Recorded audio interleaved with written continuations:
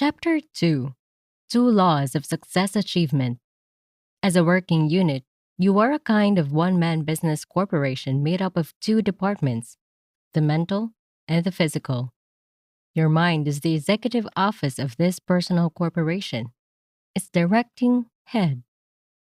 Your body is the corporation's plan: eyes and ears, sight and smell and touch, hands and feet.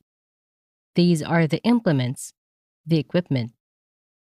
We have undertaken to teach you how to acquire a perfect mastery of your own powers and meet the practical problems of your life in such a way that success will be swift and certain.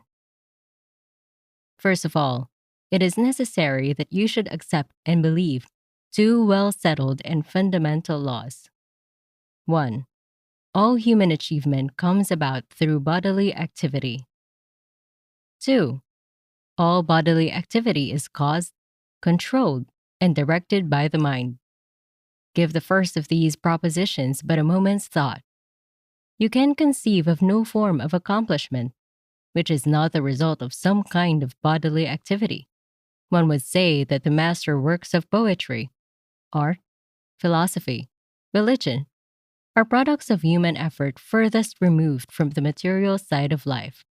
Yet, even these would have perished stillborn in the minds conceiving them, had they not found transmission and expression through some form of bodily activity.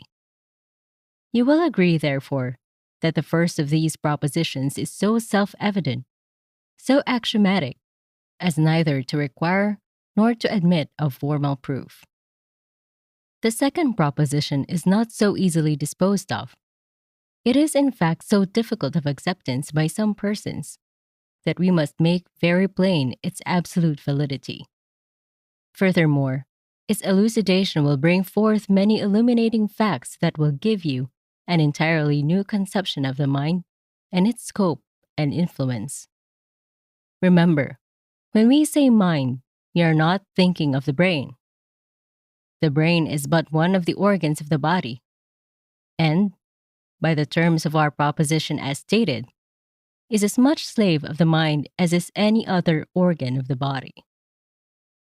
To say that the mind controls the body presupposes that mind and body are distinct entities, the one belonging to a spiritual world, the other to a world of matter. That the mind is master of the body is a settled principle of science, but we realize that its acceptance may require you to lay aside some preconceived prejudices.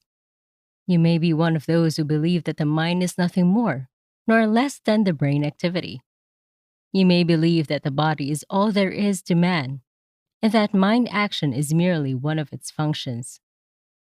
If so, we want you nevertheless to realize that, while as a matter of philosophic speculation you retain these opinions, you may at the same time, for practical purposes, regard the mind as an independent causal agency, and believe that it can and does control and determine and cause any and every kind of bodily activity.